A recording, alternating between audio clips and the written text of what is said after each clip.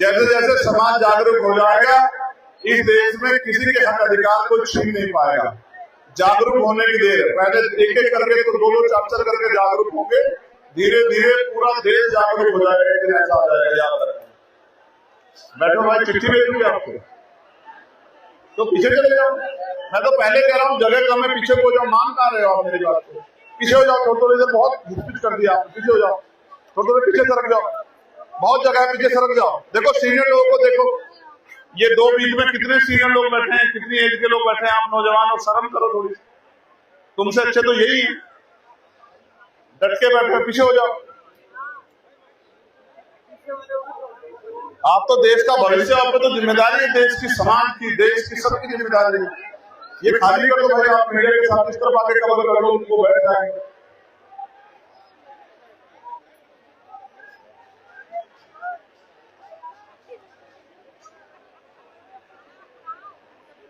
ये दोनों, ये तीनों हमारी जो बुरखे वाली बहनें को भेजो आगे। तुम लोग बेटे पीछे हो जाओ, हमारी उन बहनों को भेज दो। जो बहनें और बैठी हैं उनको भी आगे भेज दो। हम तो बहनों के रक्षा कवच है ना। पीछे हो जाओ, बहनों को बैठने की जगह मिलेगी। आ जाओ बेटे, आ जाओ, यहाँ आ जाओ, बहनों के पास आ जाओ। बहुत अच्छा, फिर मैं अपनी बात शुरू करूंगा। आ जाओ। ये बिठवाया जाए क्यों? तुम लोग क्या होगा तुम्हारा? इनका देखो कितनी बैठने की जल्दी लगी हुई है। देखो नेता टाइप लोगों को कितनी जल्दी लगी हुई बैठने की। नहीं बेटे, पानी में से। हाँ मनीष,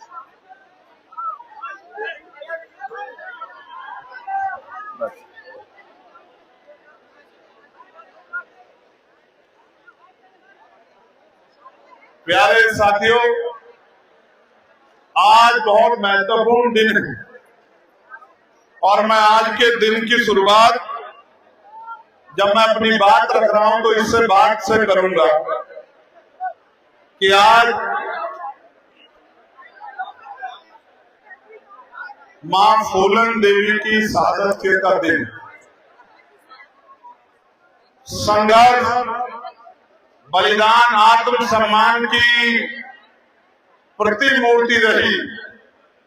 अन्याय अत्याचार के सामने मजबूत आवाज रही।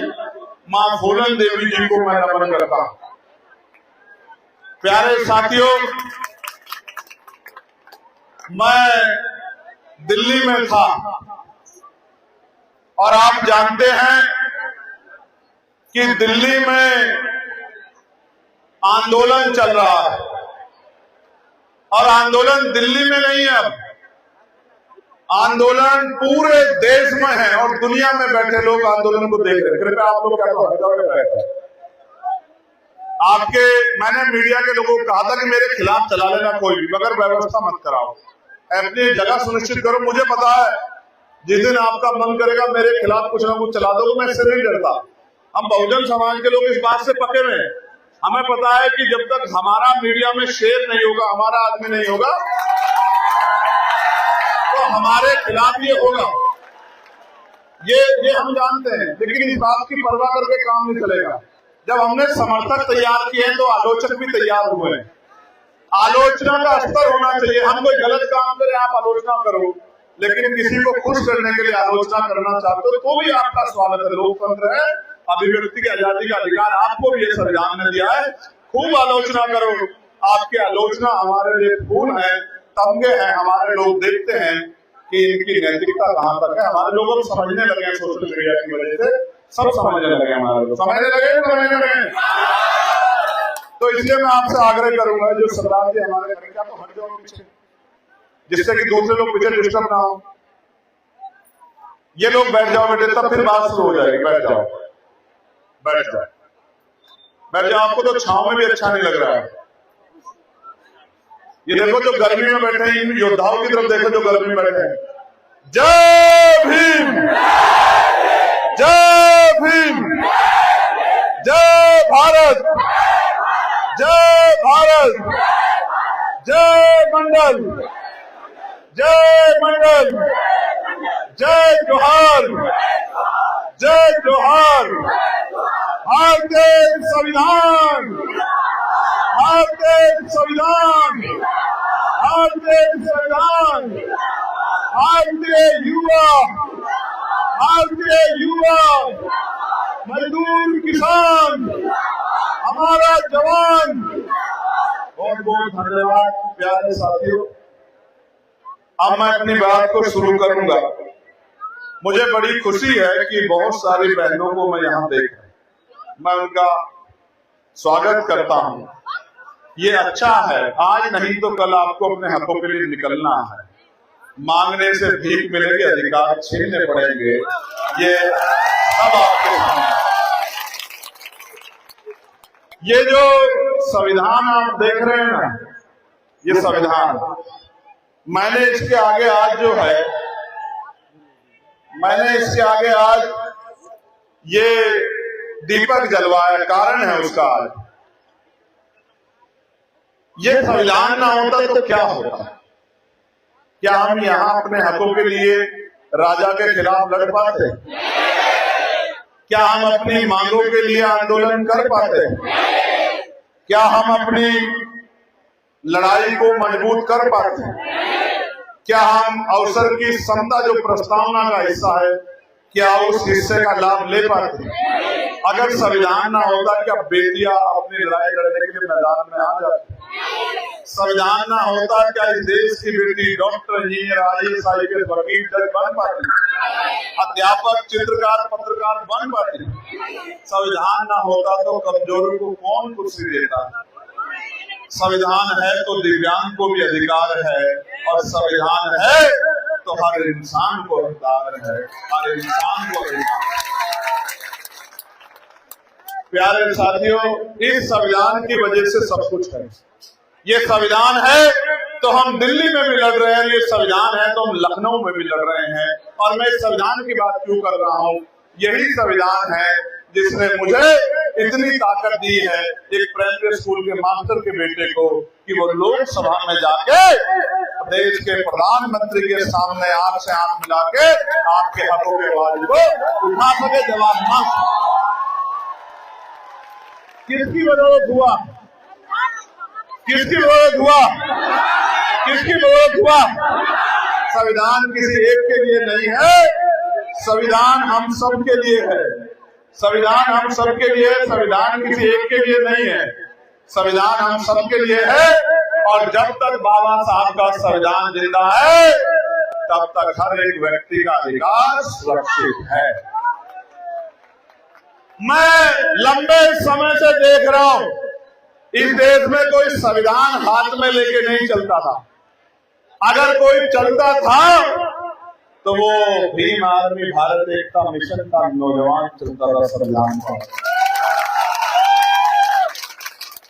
फिर धीरे धीरे लोगों ने संविधान को स्वीकार करना शुरू किया।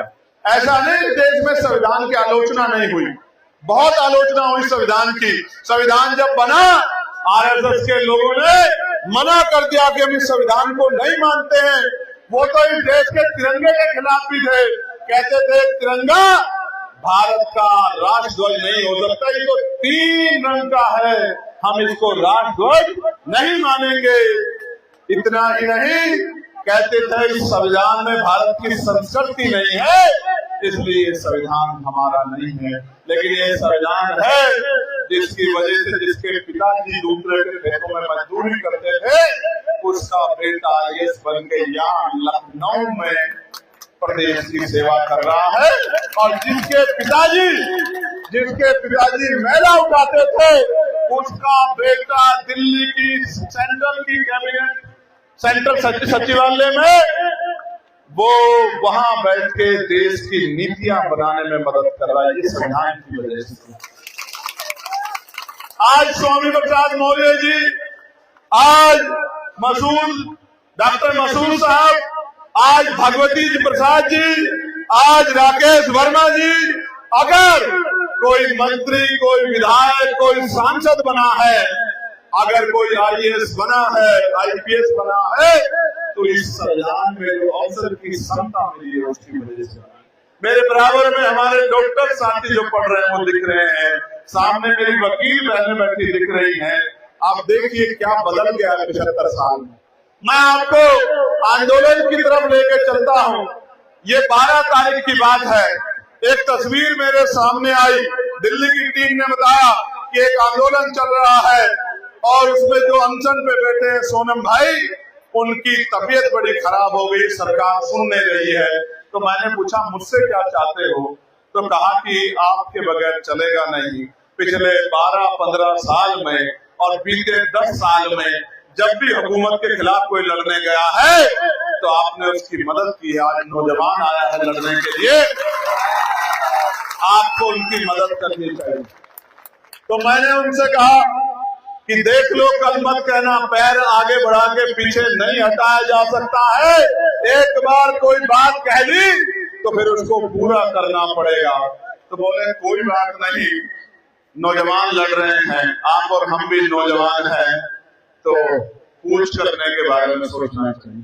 तो मैंने डॉक्टर मसूद साहब से पूछा और भाई स्वामी प्रसाद मौर्य जी को फोन किया कि भाई ऐसा ऐसा हो रहा है, आप अनुभवी लोग हो, तो बताओ क्या करना चाहिए। राकेश जी से मेरी बात हुई, राकेश भैया ने कहा कि भाई आपसे तो हम उम्मीद करते हैं कि आप उनका साथ दें। तो मैंने कहा मैं तो साथ दे दूंगा, कल फिर देख लेना कि कहीं कुछ और बात ना हो। तो उन्होंने कहा कि कुछ आगे हो, अभी इनका नंबर आया है, अभी तुम्हारा नंबर भी आएगा, मगर बैठ जाओ, ये नोटों के चक्कर में पड़ोगे तो खराब हो जाएगा। बहुत लूट लिया तुम लोगों ने। बैठो बैठ जाओ, बात को आगे बढ़ने दो।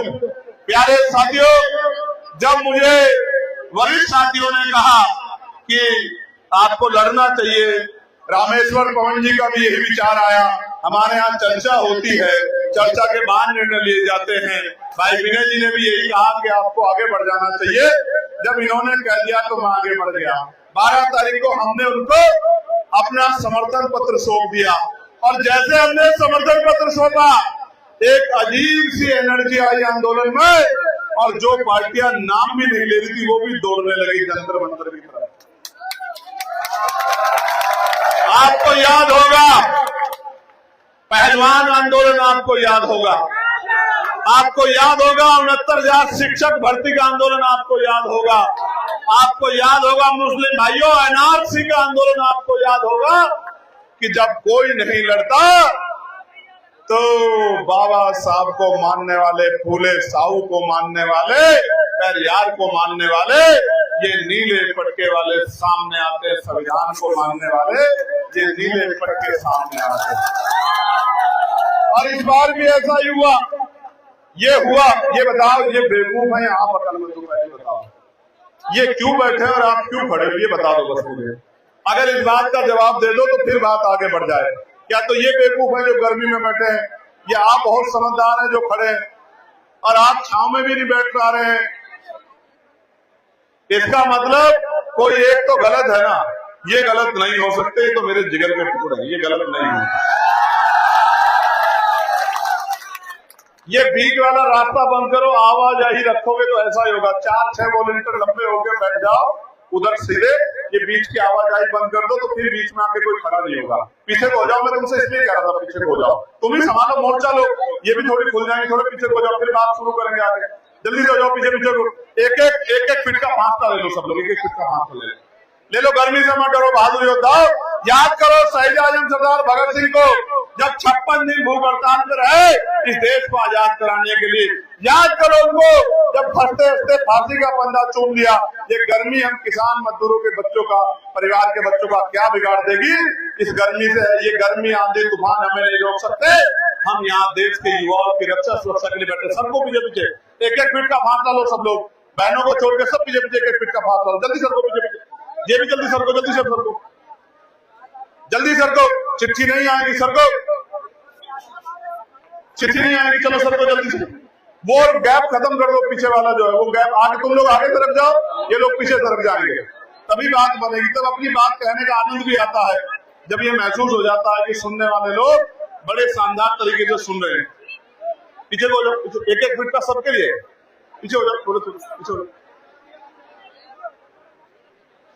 सर को बहुत नजदीक बैठे ऐसे मौके बहुत कम मिलते हैं ना, तो इसलिए पीछे हो जाओ। हाँ, मैं तुम्हारी भावना समझता हूँ। ये डांट पड़ जाएगी, अच्छा नहीं रहेगा, सब क्या अपना नहीं धोना। बैठ जाओ, बैठ जाओ। आओ भाई इधर आओ, चलो इधर खड़े, इधर आओ, इधर आओ, आगे आगे आओ। चलो कुछ कष्ट उठाओ, उठो भाई उठो, उठो कुछ कष्ट उठाओ। चलो वहां चलो, चलो इनको उठाओ सब लोग, यहाँ से वहां चलो, कष्ट उठाओ थोड़ा सा। ऐसे थोड़ा जवानी का जिंदाबाद का नारा लगेगा, ऐसे लगेगा। उठो भाई, उठ के करो, उठ के करो, हाथ में दिलाओ बैठ के। चलो मदद कर, चलो खड़े हो, खड़े हो, उसको छोड़ दो, खड़े हो जाओ। चलो आप लोग उठो भाई, उनको उठाओ, गोपाल उठाओ सब लोग।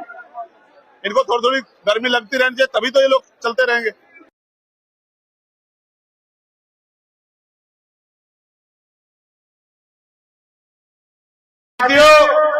फिर ये आंदोलन शुरू हुआ। फिर वो मेरे पास आए 13 तारीख को कि भैया आपके बगैर आगे नहीं बढ़ेगी बात, आपको मदद करनी चाहिए, आपने सबकी मदद की है। मैंने उनसे कहा कि मैं 15 तारीख में आऊंगा, और जब मैंने बात जारी की तो फिर देश का कोई नेता ऐसा नहीं है जिसकी पार्टी है उसने ना कहा हो कि मैं भी वहां जाऊं। फिर सब लोगों ने कहा कि हम जाएंगे। और 18 तारीख को मेरे पास फोन आया, मैं महाराष्ट्र गया था, कि भैया आज रात को प्रोटेस्ट को उठा देंगे, पुलिस की तैयारी होगी, हम पे जानकारी है, आज का दिन हो सकता है हमारा आखिरी दिन हो, हमें आपसे बड़ी उम्मीद है। मैं महाराष्ट्र से आया, एयरपोर्ट से घर नहीं गया, सीधा गया प्रोटेस्ट पॉइंट पे। और जब चला गया तो मैंने उनसे कहा अब आप पढ़ के सो, अब मैं इसकी जिम्मेदारी लेता हूं, जो होगा उसका जिम्मेदार मैं। रात को 2 बजे से सुबह 7 बजे, पौने 7 बजे तक मैं वहां रहा उन बच्चों के बीच में। और उन्होंने लिखा था, अपने जो तकिया पकड़ी थी कि हमें आपकी जरूरत है, आप जाना मत।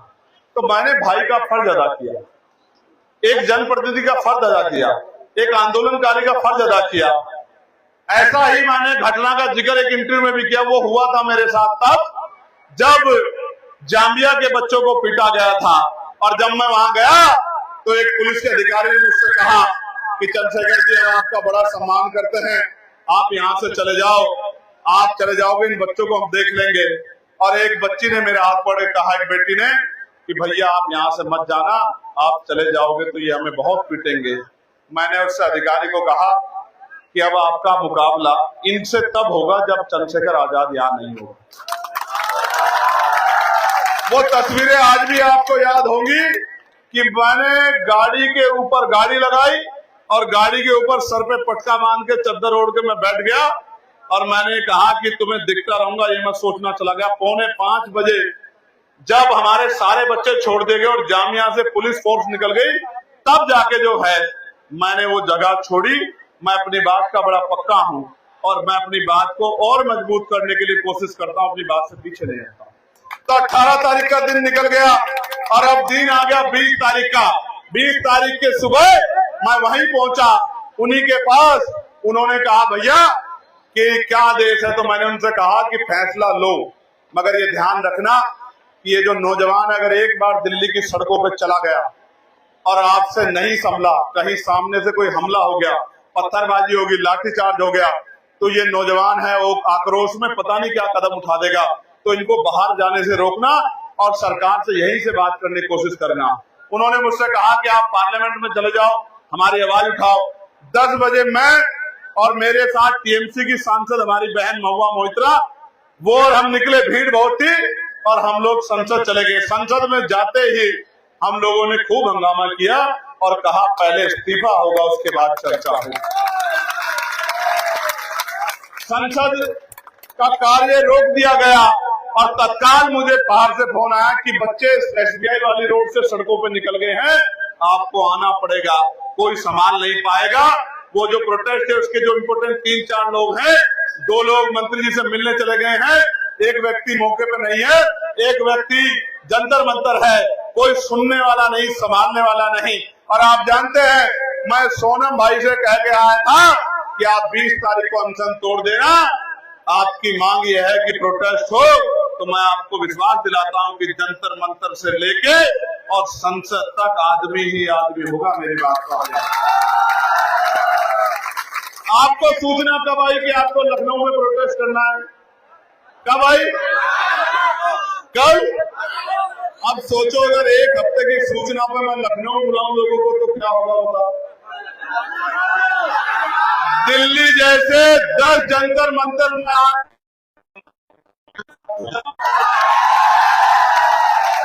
अब आगे बढ़ते हैं। मैंने कहा कि तत्काल गाड़ी निकालो और मैं वहां चला गया जहां लाठीचार्ज हो रहा था, और आप पता करा के देख लेना अगर कोई बच्चा वहां गया हो। मैंने उनसे कहा कि जब तक मैं यहाँ हूं मेरा वचन है आपकी तरफ कोई लाठी नहीं उठा पाएगा। बताओ जो लोग वहां गए थे सही थी या गलत थी? और मैंने पुलिस के लोगों को कहा, अधिकारियों को, कि मुझे इनसे बात करने के लिए एक माइक चाहिए। ये नौजवान है, ये मेरी बात को सुन सकते हैं, आपकी बात को नहीं सुनेंगे। मैंने अपने भाइयों से कहा आप मुझे बताओ, आप यहाँ बैठे हो तो बताओ मुख्यमंत्री को इंटेलिजेंस से बता दिया है नहीं बता दिया है? बता दिया है नहीं बता दिया है? यहाँ की पुलिस ने, एडमिनिस्ट्रेशन ने बता दिया है मुख्यमंत्री को कि चंद्रशेखर आजाद समाज पार्टी, भीम आर्मी, अपनी जनता पार्टी, तमाम पार्टी के नेता सब लोग वहां बैठे हैं और हमें नहीं पता कि वो क्या करेंगे। हो सकता है आपका घेराव करने के लिए आपकी तरफ भी आ जाए, ये भी हो सकता है। तो प्यारे साथियों, मैंने बच्चों से कहा ये देश की राजधानी है, देश का दिल है, आप जहां हो वहीं बैठे रहो, आगे मत बढ़ना। आगे आंसू बैठिए भाई, कहाँ गर्दन हिला रहे हैं? गर्दन हिलाने का काम थोड़ा, ये आदेश का पालन होना है, यहाँ गर्दन हिलाने के लिए नहीं है। यहाँ ये आजाद समाज पार्टी, भीम आर्मी के लोगों का आंदोलन है। हाँ, मैंने उनसे कहा बच्चों से कि आप यहीं बैठ जाओ, ये देश की राजधानी, देश का दिल है, ये जब तक बंद रहेगा सरकार चैन से नहीं आएगी, चैन से नहीं बैठ पाएगी। आप आगे बढ़ोगे, तत्काल पुलिस आगे से आंसू गैस के गोले, लाठी चला रही है, मैं आपको पिटते नहीं देख पाऊंगा, आप बैठ जाओ। बच्चों ने मेरी बात मानी, छात्रों ने मेरी बात मानी, मैं आगे बढ़ गया। आगे आंसू गैस के गोले चल रहे थे, उस आंसू गैस के गोलों के शिकार हम लोग भी हुए। मेरी भी आंखों में ऐसे जैसे मिर्चें लग गई हो, इस तरह की पूरा चेहरा। वो तो अगर नौजवान साथी तत्काल पानी की व्यवस्था नहीं कराते तो शायद देख भी नहीं पाते। लेकिन मैंने उस दिन क्या देखा, आंदोलन खत्म हो गया और मैं जब गया अपने ऑफिस पे, इंटरनेट बंद था, और ऑफिस पे जब मैं गया तो मैंने देखा किस तरह जानवरों की तरह पीट रहे हैं बच्चों को, लाठी चला रहे हैं, लात मार रहे हैं। बच्चियों को आपने भी देखा होगा वीडियो, प्राइवेट पार्ट पे पीछे से डंडा मार रहे हैं, कपड़े फाड़ रहे हैं, रो रही हैं बहनें, रो रही हैं माएं, और निर्दोष नियत बच्चों को जानवरों की तरह पीटा जा रहा है। मैंने कहा ये तो ठीक नहीं है। मेरा अंदर से मन रो रहा था कि क्या किया जाए, कैसे जो है इस अन्याय को रोका जाए। मैं तत्काल जो है मैंने फैसला लिया कि सरकार को जवाब मांगना पड़ेगा, और पार्लियामेंट में बाबा साहब अम्बेडकर की एक स्टैचू है जो लंबे समय से लगी है, उस स्टैचू के पास, उसके नीचे जाकर मैं बैठ गया। बारिश पड़ रही थी, अचानक से गया, सब लोगों में हल्ला मच गया। ना ही कोई बैठने की व्यवस्था थी, ना ही कुछ और। एक चादर थी, वो चादर समेटता गया क्योंकि बारिश पड़ रही थी, लगातार वो भीग रही थी। एक छतरी थी, उस छतरी को लेकर बैठ गया।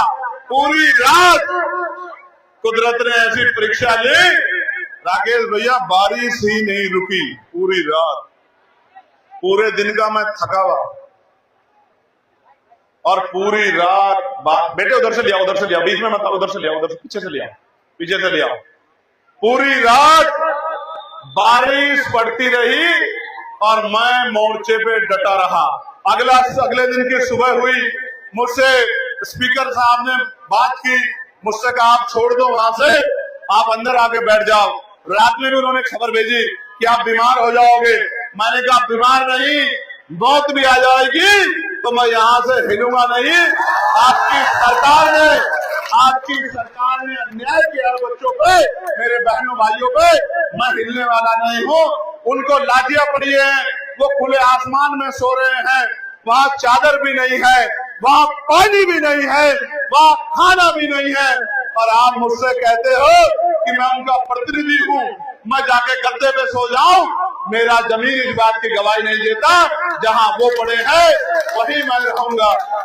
सुबह के समय फिर बात हुई, मैंने कहा कि मैं यहाँ क्यों बैठा हूँ, कि जब हाउस चलेगा तो पार्लियामेंट में जाके अपनी बात रखूंगा, और जब हाउस नहीं चलेगा तो इस खुली जगह पर बाबा साहब के स्टैचू के नीचे बैठ के मीडिया से भी, फेसबुक से भी, इंस्टाग्राम से भी देश के लोगों को संदेश दूंगा कि ये संवेदनहीन सरकार किसी को सुनना नहीं चाहती। अगले दिन फिर रात हुई, ऐसे बारिश ने फिर परीक्षा ली, हम परीक्षा में पास हुए, दिन निकल गया। फिर स्पीकर साहब ने वार्ता की, क्या चाहते हो? मैंने कहा एक ही चीज चाहिए। बोले क्या? मैंने कहा सबसे पहले शिक्षा मंत्री का इस्तीफा। और उस इस्तीफे के बाद जिन बच्चों पे लाठियां जिन्होंने चलाई है, उन बच्चों पे लाठियां चलाने वाले मेरी बहनों पे, मेरे भाइयों पे लाठी चलाने वाले अधिकारियों पे कार्रवाई जब तक वो नहीं होगी तब तक मैं मानूंगा कि सरकार हमारे बच्चों की तरफ नहीं देख रही। फिर दोपहर में इस सरकार के दो बड़े मंत्री, एक कानून मंत्री और दूसरे सामाजिक न्याय अधिकारिता मंत्री मेरे पास आए कि भाई इतनी गर्मी में बैठे हो, बीमार हो जाओगे, उठ जाओ। मैंने कहा मुझे उठाने का एक ही तरीका है कि सबसे पहले धर्मेंद्र प्रधान जी इस्तीफा देंगे, उसके बाद मैं आपसे कोई बात। बोले हमें आपकी चिंता है। मैंने कहा आपको मेरी चिंता है, मुझे मेरे बहनों भाइयों की, बच्चों की चिंता है, देश के बच्चों की चिंता है, उनके भविष्य की चिंता है। युवा देश की रीढ़ है, जब तक उनके साथ न्याय नहीं होगा तब तक बात आगे नहीं बढ़ेगा। प्यारे साथियों, मैंने वीडियो के माध्यम से देखा, नौजवान रुक गया, लाठी लगनी शुरू हुई, नौजवान रुक गया, फिर भी लाठियों से पीटते रहे। उसने हाथ खड़े कर लिए, सरेंडर कर दिया, फिर भी लाठियों से पीटते रहे। उसने हाथ ऊपर उठा लिए, हाथ जोड़ लिए, फिर भी पीटते रहे। टांगों से काम नहीं चला तो कमर को लाठी मारते रहे। और मैंने ऐसा निर्दयता भी देखी, इतने निर्दयी हो गए कि जब तक सर पे लाठी मार के वो गिरा नहीं तब तक लाठी रुकी रही। इतना जुल्म किया दिल्ली की सरकार के इशारे पे पुलिस के भाइयों ने। आप जानते हो, मैं पुलिस के भाइयों के लिए सबसे ज्यादा लड़ता हूँ, कागजी तौर पे भी, पार्लियामेंट में भी, कमेटी में भी और सड़कों पे भी लगातार लड़ता हूँ। लेकिन उस दिन दिल्ली पुलिस के व्यवहार से मुझे बड़ी तकलीफ हुई। सारे पुलिस के भाई गलत नहीं हैं, लेकिन कुछ भाइयों ने इतनी गलती की, कुछ बहनों ने इतनी गलती की कि मन में जैसे पत्थर रखा गया उनके नाम का। मेरे आज भी याद है, दिल्ली में गुरु रविदास घर का आंदोलन हुआ था, एनआरसी का आंदोलन हुआ था। पूरी रात दिल्ली पुलिस ने मुझे पीटा था, मेरे नखून खींच लिए थे, मेरे दांत तोड़ दिए थे, मेरी रीढ़ की हड्डी में गैप है। मैं जानता हूं कि जो पकड़े गए होंगे उनके साथ कितना अन्याय किया गया होगा, इसलिए मैं वो जगह नहीं छोड़ रहा था। फिर हमें आश्वासन दिया गया, मैंने कहा आपकी क्या मांग है? मैंने कहा मेरी कोई मांग नहीं है। उन बच्चों से आप जो प्रोटेस्ट कर रहे हैं उनसे संवाद करो, रास्ता निकालो। मैं नहीं कहता 100% मांग पूरी करो, लेकिन जो उनकी जायज मांगे वो पूरी करो। सवाल यह है, 22 लोगों की जान गई, 22 बच्चों की, किसकी वजह से गई? फेल नीट परीक्षा की वजह से। नीट परीक्षा का जिम्मेदार कौन है? कराने की जिम्मेदारी किस पे है? एचआरडी मिनिस्ट्री पे, धर्मेंद्र प्रधान जी पे। धर्मेंद्र प्रधान जी की गलत नीतियों की वजह से उन 22 बच्चों को ने अपनी जान को, अपने जीवन को खत्म कर दिया। नैतिकता के आधार पर उनको स्वतः इस्तीफा देना चाहिए था, लेकिन देर से ही सही आपके आंदोलन से आज वो जागे और इस्तीफा देना पड़ा। मैं इसके लिए आपके आंदोलन करूंगा। प्यारे साथियों, बात आगे बढ़ेगी। जब ये बात हुई तो मैंने मंत्रियों से कहा कि आप वार्ता करो। उन्होंने मुझसे कहा कि हम आपको विश्वास दिलाते हैं कि हम वार्ता करेंगे, और तत्काल उन्होंने मेरे सामने ही मंत्री जी से बात की और मंत्री जी ने कहा कि हम चंद्रशेखर जी से कह दो कि हम वार्ता करेंगे, लेकिन वो हक त्याग दे, वो अपनी बात लोकसभा में आके कहे। मैंने उनसे कहा ठीक है, मैं लोकसभा में आके अपनी बात कहूंगा, लेकिन मैं इंतजार करूंगा कि आपकी तरफ से वार्ता की घोषणा होती है नहीं होती। कुछ ही देर बाद मेरे संज्ञान में आया कि अगले दिन 12:30 बजे वार्ता का समय रख दिया गया। फिर मैं सुबह के समय मैंने ये आंदोलन छोड़ दिया, और मैं शाम के समय मुझे और तकलीफ तब हुई कि जब सर्वोच्च न्यायपालिका का एक मीडिया के जरिए मैंने बयान देखा, जहां हमारे चीफ जस्टिस ऑफ इंडिया, हालांकि उन्होंने कल सफाई दी अपनी, कहा कि मैंने ऐसी कोई बात नहीं कही थी, एक कागज को लेकर बात कही थी। आप नोटिस कर लेना, चीफ जस्टिस ऑफ इंडिया से किसी और ने तो नहीं पूछा था, मेरे अलावा मैंने पीसी करके पूछा ना। उन्होंने कल जवाब देके कहा कि मैंने ऐसा नहीं कहा, कहीं ऐसा मेरा कोई बयान नहीं है। लेकिन मेरे मन पे जब बड़ा जोर पड़ा, जब हमें कोई मारता है, जुल्म करता है, अन्याय करता है, हम कहां जाते हैं? Police station. और अगर जब पुलिस मारती है, सरकार मारती है, तो कहां जाए? न्यायपालिका। और जब न्यायपालिका कह दे कि हमें वीडियो देखने का समय नहीं है, अन्याय देखने का समय नहीं, तो फिर कौन सा रास्ता बचा है? फिर वही रास्ता बचा है जिसको संघर्ष का रास्ता कहा जाता है। इसलिए मैंने कहा कल सुबह पत्रकार वार्ता होगी, प्रेस कॉन्फ्रेंस होगी, दिल्ली में होगी और ऐलान होगा। और ऐलान किया गया कि 25 तारीख को पूरे प्रदेश और देश में सभी जिला मुख्यालयों पे धरना प्रदर्शन किए जाएंगे, ज्ञापन दिए जाएंगे कि शिक्षा मंत्री इस्तीफा दे। और आज वो दिन है जहां पूरे देश में विभिन्न जिला मुख्यालयों पे पार्टी के लोग, संगठन के लोग अपना ज्ञापन दे रहे हैं। उसी कड़ी में मैं भी यहाँ हूँ। लेकिन आपको जानकर अचरज होगा, कल मुझे ये बताया गया कि उत्तर प्रदेश के कई जिलों में जो प्रेस वाले हैं, जो प्रेस चलाते हैं, हमारे लोग ज्ञापन वो बनवाने के लिए गए, ये बैनर, तो दुकानदार भाइयों ने कहा कि हम बैनर नहीं बनाएंगे। प्रशासन ने, पुलिस ने, उसने, एडमिनिस्ट्रेशन ने कहा कि बैनर नहीं बनना चाहिए किसी भी कीमत में। तो मैं सोचता हूँ ये देश, ये प्रदेश चल किस रहा है? संविधान से या किसी और चीज से? मैंने ये बात भी मीडिया के जरिए रखी कि अघोषित इमरजेंसी उत्तर प्रदेश में लग गई। और आपको जान के अचरज होगा, यहाँ भारतीय संविधान इस बात की इजाजत देता है, आर्टिकल 19, कि आप शांतिपूर्वक तरीके से प्रोटेस्ट कर सकते हैं। लेकिन आपको जान के अचरज होगा, देश भर में और उत्तर प्रदेश में तो बहुत बड़े पैमाने पे आजाद समाज पार्टी भीम आर्मी के नेताओं को हाउस अरेस्ट कर रखा है। ये डरी हुई सरकार है, ये डरी हुई सरकार है। ये नौजवानों को डराने चली थी, नौजवानों ने सरकार को डरा दिया। जिंदाबाद नौजवान, जिंदाबाद। प्यारे साथियों, मैंने अधिकारियों से बात की कि भाई ऐसा क्या है, पूरे देश में ज्ञापन दिए जा रहे हैं, आप अपने जिले में क्यों नहीं देने दे रहे हैं? कि साहब ज्यादा भीड़ हो जाएगी, कुछ हो जाएगा। हमने कहा भीड़ तो होनी है, आपकी सरकार ने जुल्म किया है, जुल्म के खिलाफ, हुकूमत के खिलाफ, हुकूमत की तानाशाही के खिलाफ नौजवानों ने बगावत की है, तो भीड़ तो होगी। इस बात की जिम्मेदारी मैं नहीं लेता, लेकिन मैं गारंटी देता हूं कि अनुशासन में आंदोलन होगा, ये बात सही। प्यारे साथियों, मैं लखनऊ में हूँ, देश भर में प्रोटेस्ट चल रहा है। मैं लखनऊ आया और यहाँ आकर आपको बिठाए रहा था। आप आक्रोश में हैं, आप जोश में हैं, मैं जोश को समझता हूँ। मैं उन नौजवान साथियों को धन्यवाद देता हूँ, निकेश, सौरभ, अजय भाई, तमाम हमारे साथी, जिन्होंने एक रात में इतनी बड़ी शक्ति पैदा कर दी। सारे जिले के अध्यक्ष और हमारे मंडल के अध्यक्ष, तमाम भाईचारे के साथियों को, जिन्होंने एक रात में इतनी बड़ी शक्ति तैयार कर दी कि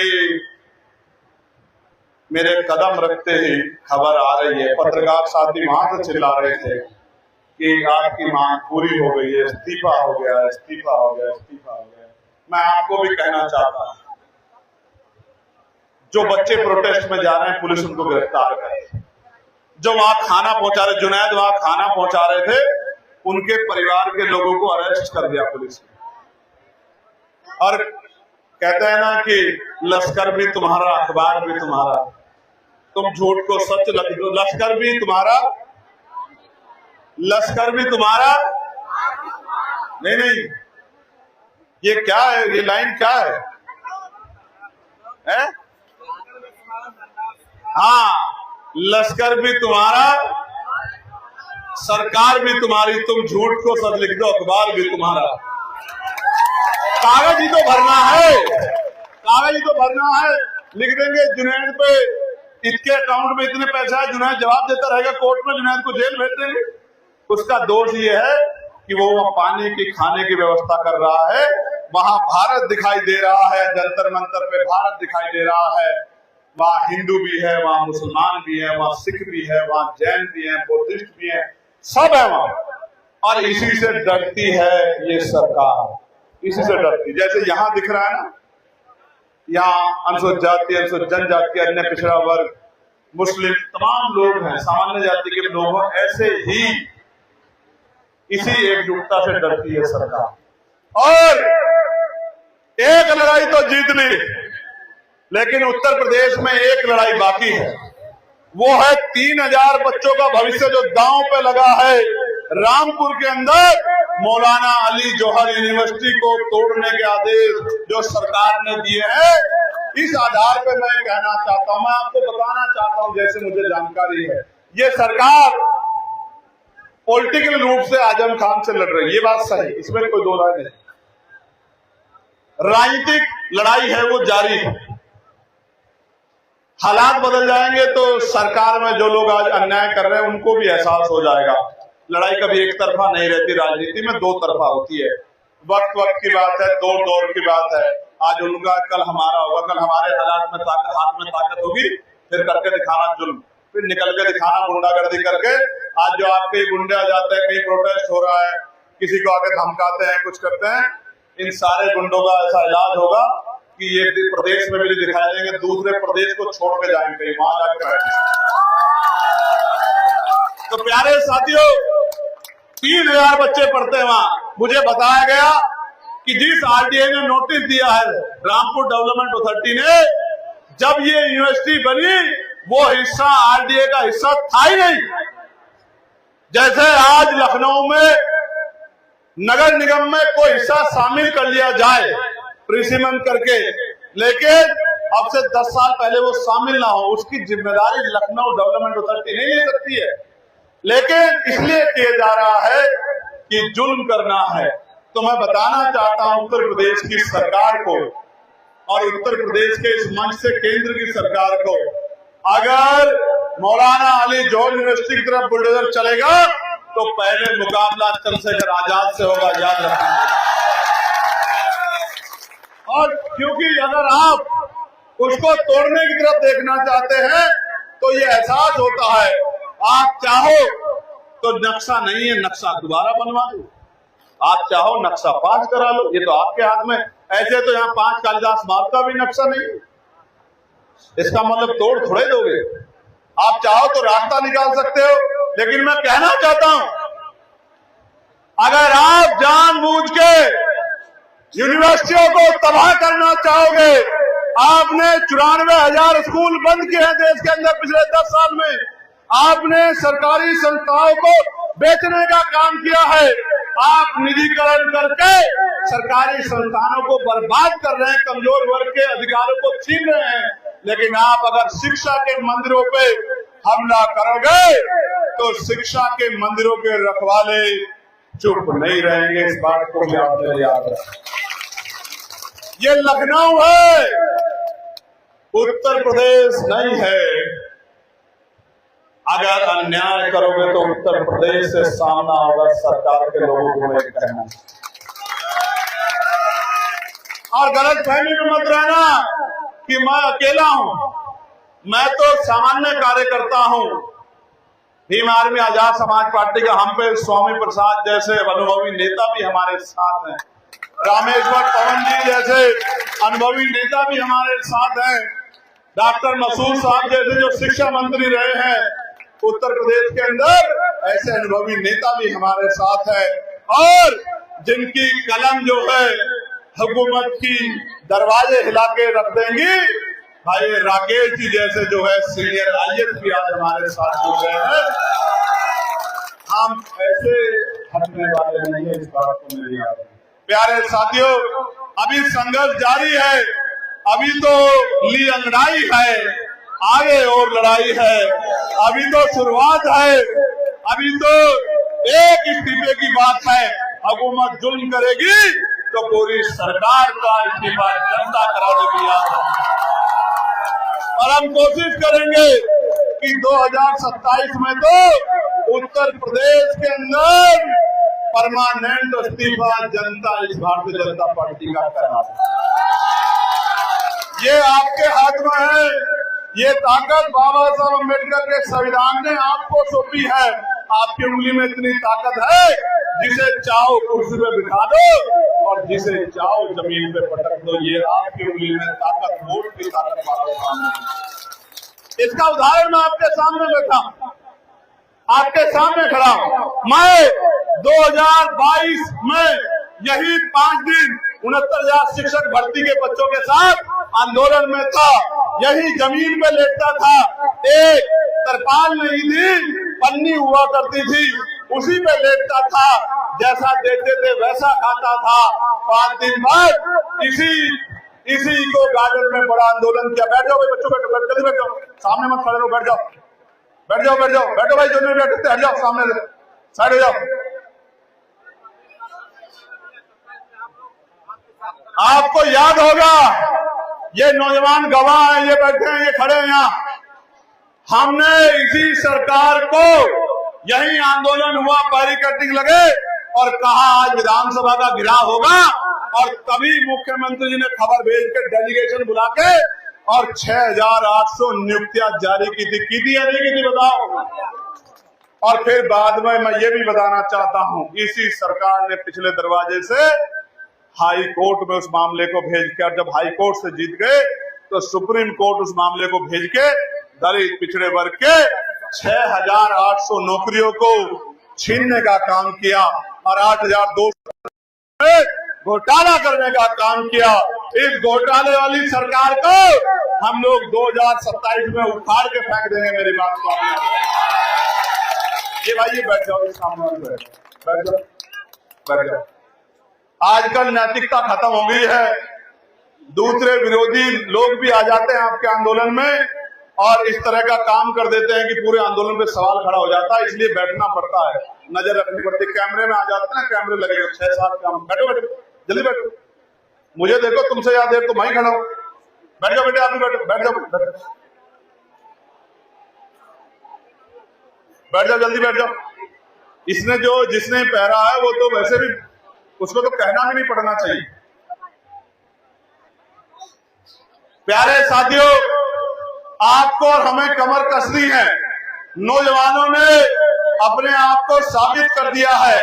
अगला मौका आप पे उत्तर प्रदेश में है। जिस तरह से आप गरजे हो, यहां से लेकर दिल्ली तक, अगर आप अपनी गलियों, मोहल्लों, गांव में, बस्तियों में, कस्बों में, शहरों में निकल जाओ और लोगों को तैयार कर दो। अभी इस्तीफा हुआ है, बाकी मांगों के बारे में भी मैं आपको बताना चाहता हूं। उन सारे पुलिस के अधिकारियों पे, पैरा मिलिट्री फोर्स के जवानों पे चिन्हित करके कार्रवाई होनी चाहिए,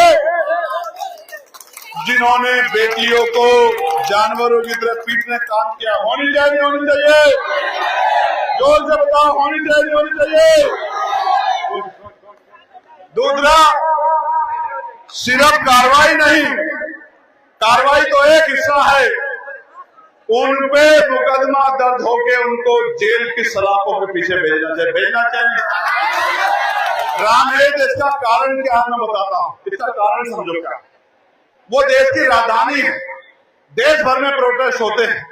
अगर देश की राजधानी में बच्चियां सुरक्षित नहीं है, बेटियां सुरक्षित नहीं है, तो वहां से सीख लेके अन्य प्रदेशों में पुलिस इसी काम को आगे बढ़ाएगी, नौजवानों को पीटेगी, सर फोड़ेगी, बेटियों को गलत जगह डंडे मारेगी।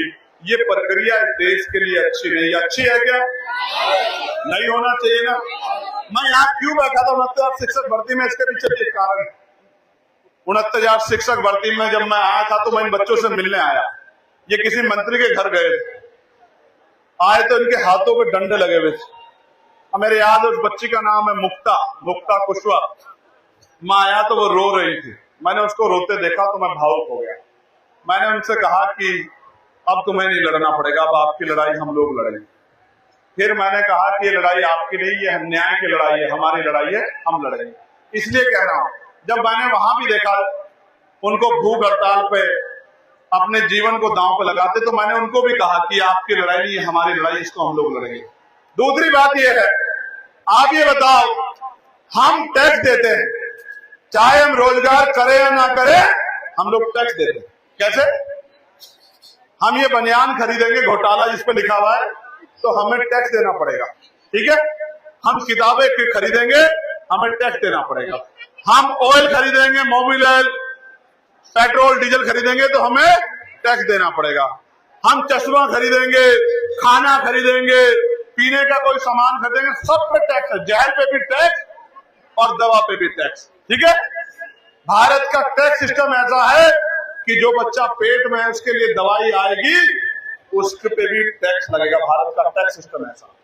यहां तो हवा पे भी टैक्स है, ऑक्सीजन पे भी टैक्स है। इसलिए आप समझिए कि यहां टैक्स ही टैक्स है। जो लोग बेरोजगार है, कुछ नहीं कमाते, वो भी टैक्स दे रहे हैं। ठीक है, अब नौजवानों ने फॉर्म भरा, कोई परीक्षा आई, फॉर्म भर दिया, नियुक्ति है, नौकरी आई, कितनी? 10,000। राकेश भैया 10,000। फॉर्म कितने लोगों ने भरा? 50 लाख लोगों, बच्चों ने। कितने बच्चों ने? 50 लाख। एक फॉर्म की फीस क्या है? 500 रुपए। नियुक्ति कितने बच्चों को मिलेगी? 10,000 को। और 49,90,000 बच्चे कहां जाएंगे? वापस। ठीक है, लेकिन 49,90,000 बच्चे,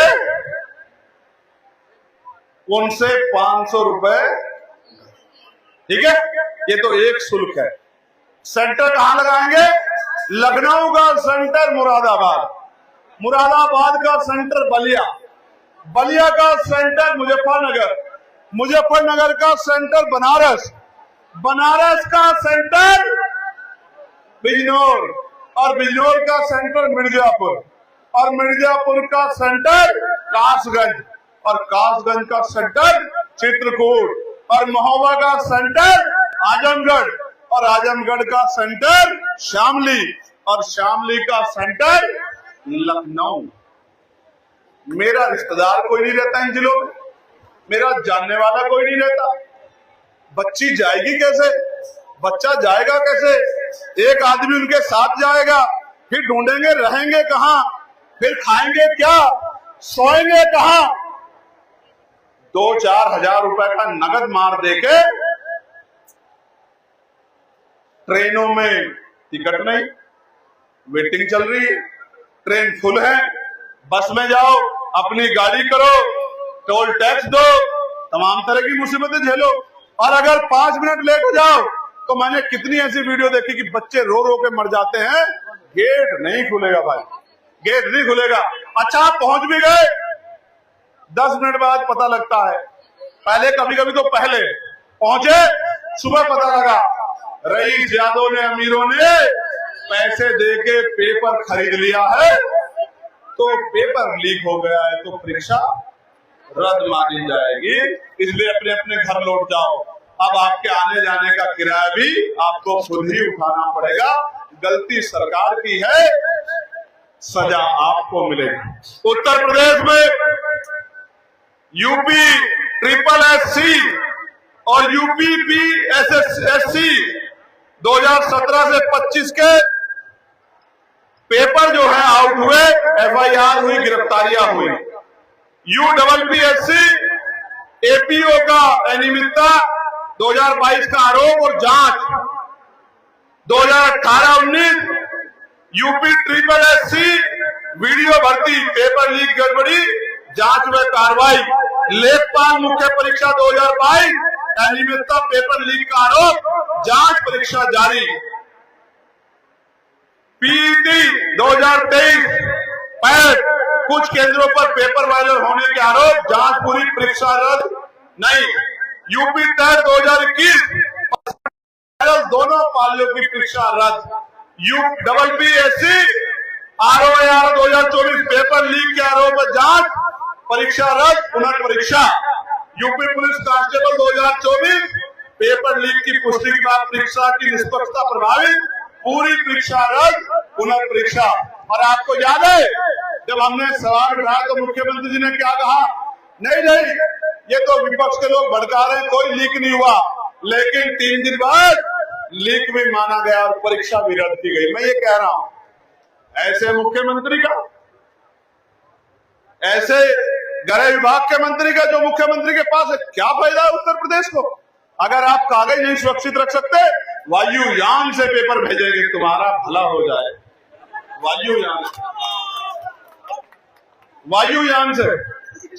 वायुयान से भेजोगे। नीचे की कोई एजेंसी ऐसी नहीं जो पेपर सुरक्षित पहुंचा दे, किसी पे भरोसा नहीं है। इसलिए जनता को भी आपके ऊपर भरोसा। इसलिए मैं ये चाहता हूं इस प्रणाली में सुधार हो। पहली तो शिक्षा प्रणाली में कि कक्षा 1 से PhD तक की पढ़ाई जितना पढ़ना चाहते हो वो मुफ्त होनी चाहिए। गरीब के बच्चे के सामने कोई बाधा नहीं होनी चाहिए शिक्षा लेने में।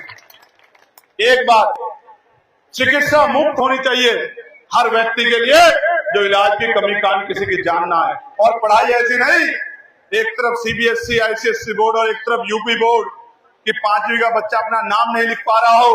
क्वालिटी एजुकेशन हर बच्चे का अधिकार है। टैक्स देते हैं, छीन लेंगे अपने बच्चों की शिक्षा। आपके हलक में हाथ देके याद रखना मेरी बात को। वो दिन चले गए कि ये गरीब कमजोर समाज के लोग फिर किसके घर चले जाते थे। आज इनके नेतृत्व बैठा हुआ है, हलक में हाथ देके छीन लेंगे सरकार के अपने बच्चों की शिक्षा और नौकरी। मेरी बात से याद, प्यारे बच्चों, प्यारे साथियों, आगे बढ़ो। परीक्षा क्यों होगी कि यहां का सेंटर वहां लगेगा? व्यवस्था होनी चाहिए कि बेटियों के लिए होम सेंटर होने चाहिए। पहले 12वीं तक हाई स्कूल और इंटर की परीक्षा के होते थे, नहीं होते थे? आपके अंदर नैतिकता होनी चाहिए। रखिए पेपर होम सेंटर। बच्चों को क्यों जाना पड़े कहीं, जो उनका पेपर छूटे, परेशान होना पड़े, माँ बाप परेशान हो। वही मेहनत करके कमाते हैं, वो दिन छोड़ते हैं, पैसा कर्ज लेते हैं, जाते हैं वहां और फिर पेपर लीक हो जाता और आप कोई व्यवस्था नहीं करते। दूसरा, अगर बेटों की भी करनी है, गृह जनपद नहीं कर सकते तो समवर्ती जिले में करो कि वो हो सुबह 1 घंटे 2 घंटे में वो परीक्षा केंद्र पर पहुंच जाए। उसको नोचना बंद करो, गरीब को, नौजवान को नोचना बंद करो।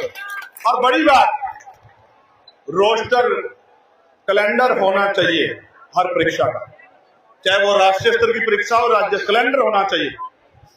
पता लगना, बच्चों को पता होना चाहिए फरवरी में किस चीज का फॉर्म आएगा, किस परीक्षा का फॉर्म आएगा, किस नौकरी का फॉर्म आएगा, मार्च में, अप्रैल में किस भर्ती का फॉर्म आएगा। और यह भी पता होना चाहिए किस दिन फॉर्म भरा जाएगा, किस दिन फॉर्म सबमिट होने की आखिरी डेट होगी, किस दिन जो है परीक्षा होगी, किस दिन जो है रिजल्ट आएगा। और जो स्कोर बोर्ड होता है वो स्कोर बोर्ड भी आपको जारी करना चाहिए। हमें आपकी नीतियों पे कोई भरोसा नहीं है कि क्या फिर जांच करा रहे नहीं करा रहे। और ये नॉर्मलाइजेशन के नाम पे क्या किया आपने, जिसका विरोध प्रयागराज में भी है। नॉर्मलाइजेशन और ये सब चीजें बंद होनी चाहिए, लेकिन ये बंद करवाने का काम आप कर सकते हो। जैसे आपके प्रोटेस्ट ने सरकार को मजबूर किया है, ऐसे ही अगर आप समझदारी से वोट का फैसला भी लेने लग जाओ तो ये निकम्मी सरकारें भी घर बैठ जाएंगी और काम करने वाले लोगों को मौका मिलेगा। मैं आज आपसे कहता हूं, आप अवसर दो। जितना बैकलॉग है, पहली कैबिनेट में घोषणा करके 6 महीने के अंदर पक्की नौकरी नौजवानों को देने का काम करेंगे, सरकारी नौकरी। और चाहे 69,000 शिक्षक भर्ती के बच्चे हैं, किसी भर्ती के जिनका अधिकार छीना गया है, एक एक बच्चे को उनका अधिकार दिलाने का काम करेंगे। इस बात का भी आपको विश्वास है। और सुनो, जितने भी क्षेत्र है जहां कहते हैं आज भी पिछड़ा क्षेत्र में गारंटी देता हूं, पॉलिसी बना के उद्योग धंधे लगा के वहां पढ़े लिखे नौजवानों को रोजगार देने का काम करेंगे। न्यूनतम वेजेस पे कम से कम 20,000 रुपए का रोजगार हर परिवार तक, हर व्यक्ति तक पहुंचाने का काम करेंगे। आप कोशिश करो आगे बढ़ के। भाई आप लोग बैठ जाओ, ये वाले बैठ जाओ, सब लोग बैठ जाओ, देर मत करो, बैठ जाओ, खड़े मत रहो, वीडियो के चक्कर मत पड़ो।